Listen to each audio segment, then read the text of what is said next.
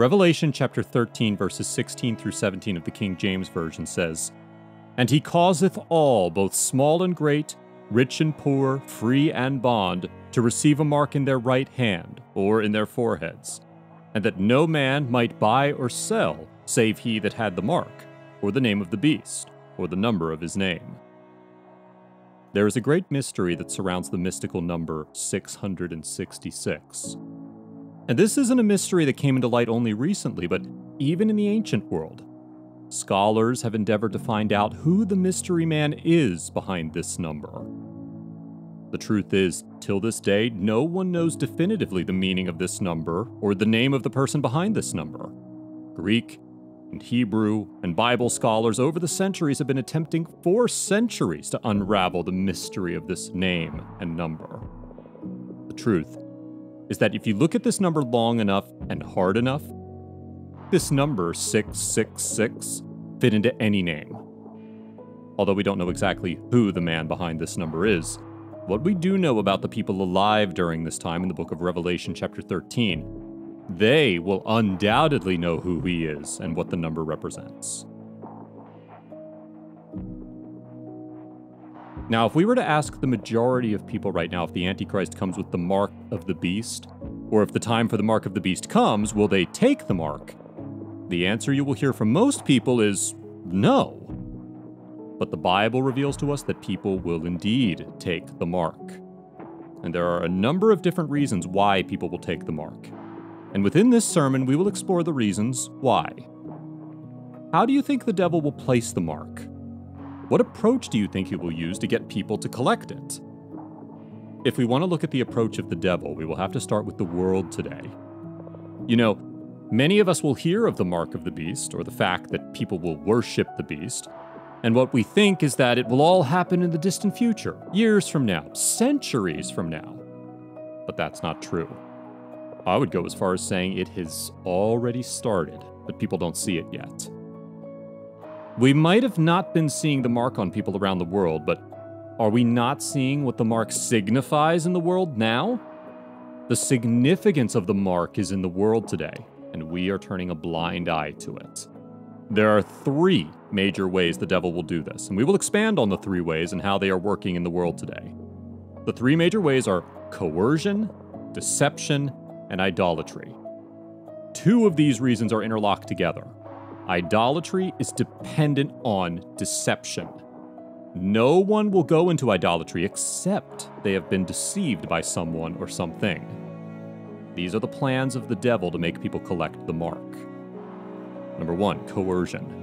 Revelation chapter 13, verses 16 through 17 of the King James Version says, "And he causeth all, both small and great, rich and poor, free and bond, to receive a mark in their right hand or in their foreheads, and that no man might buy or sell save he that had the mark, or the name of the beast, or the number of his name." The second beast, who is known as the false prophet, will ensure that people will have to take the mark, because without it, an individual will not be able to buy or sell. Now think of the pressure that this will put people under. Imagine the strain that this will put on the father of a family, knowing that he cannot provide for his family unless he takes this mark. Look at the lengths people go to in order to have money in their pocket.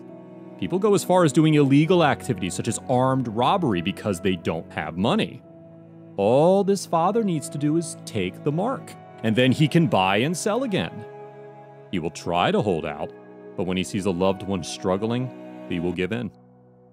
Think of a single mother who is alone and has to look after her kids. She may even know her eternal destiny will be sealed by her taking the mark, but she will still go ahead and do it. Rather than focusing on their eternity, people will focus on the here and the now. Don't you think that is what people do already? People focus on the here and the now. But the Bible reminds us constantly that there is an eternity, and that is what people should focus on. Our decision should be based on eternity. The second reason is deception. The first approach of the devil on any occasion is deception. There is a reason why Jesus called this being the father of lies. We know about technology and those who invented the technology. Satan invented lies and deceit. John chapter 8, verse 44 of the King James Version says, "Ye are of your father the devil, and the lusts of your father ye will do. He was a murderer from the beginning, and abode not in the truth, because there is no truth in him. When he speaketh a lie, he speaketh of his own, for he is a liar, and the father of it." Satan is the founding father of lies. If you look at the history of destruction of Satan, his method of choice has included deceit to some extent. Check anything Satan destroyed. He used deceit. In the Garden of Eden, he used deceit. He tried it on Jesus, but failed. He will, and he is using the same method today in the world. Maybe you are thinking that the devil will come at the end of the world and start to deceive many people, or start telling them lies about his original appearance. In Revelation 13, there are two beasts. The first beast is the Antichrist, and the second beast is the false prophet. The false prophet endorses the Antichrist to the world and urges the world to worship the first beast. Now look at what the false prophet does. Revelation chapter 13, verse 14. "And he deceives those who dwell on the earth by those signs which he was granted to do in the sight of the beast, telling those who dwell on the earth to make an image to the beast who was wounded by the sword and lived." He will deceive those on the earth to take the mark. The means of his deception will be through signs and wonders. People will see these wonders and will marvel at the false prophet and will listen to him as he directs worship to the Antichrist. Jesus said that in the end times, false prophets would emerge and show great signs and wonders to deceive many. Matthew chapter 24, verse 24 says, "For there shall arise false Christs and false prophets, and shall show great signs and wonders, insomuch that, if it were possible, they shall deceive the very elect." We all know that Revelation 14 details to us that 3 angels will be sent by God to preach the gospel. But this deception is so powerful that even though people will see angels flying and warning them not to take the mark, some will still go ahead and take them. We see this in Revelation 14.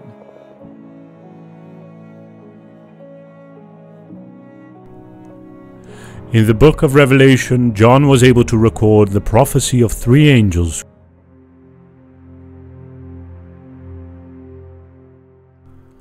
The prophecies of those angels are recorded in Revelations 14, verse 6 to 16, and they are to be taken into cognizance so that we can be at watch. Here we have one of the most awesome scenes in the history of mankind. Angels will be seen by everyone on earth, in the corners of all the world. Angels will be seen literally flying, preaching unto men. What a sight! What a moment! We don't know the identity of these angels, but they are coming. People will be sitting in their homes looking out of their windows and see these angels. People will be driving in the most remote locations of the world and will see and hear these angels. People will be in the middle of the sea, but they will see the angels and hear the gospel. God will give the choice to all humanity to accept the gospel. God will warn humanity. God will plead with humanity, and that is what these angels will do. Warning humanity, pleading humanity to make the right choice. He is a God that cares. The wonderful thing is that as I am preaching this message, we are getting closer to the arrival of these angels. Every second, every minute, every hour, every day brings us closer to their arrival.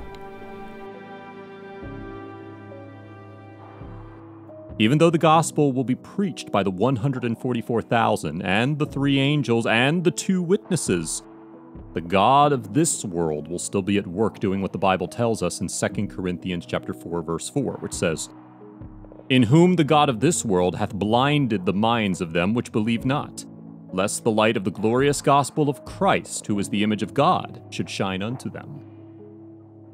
And number 3, idolatry. The third method is idolatry. After the deception has set in, the first beast will be an idol. He will be loved and adored.